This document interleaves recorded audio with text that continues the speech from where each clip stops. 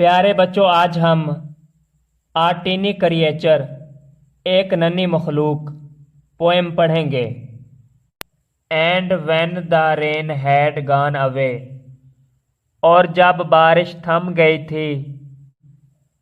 And sun was shining everywhere, और हर तरफ सूरज चमक रहा था।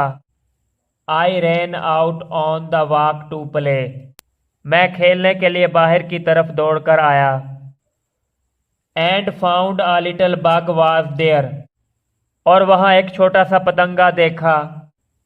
And he was running just as fast, और वो बहुत तेजी से दौड़ रहा था। As any little bug could run, जितना एक छोटा सा पतंगा दौड़ सकता था। Until he stopped for breath at last, आखिरकार वो सांस लेने के लिए रुका।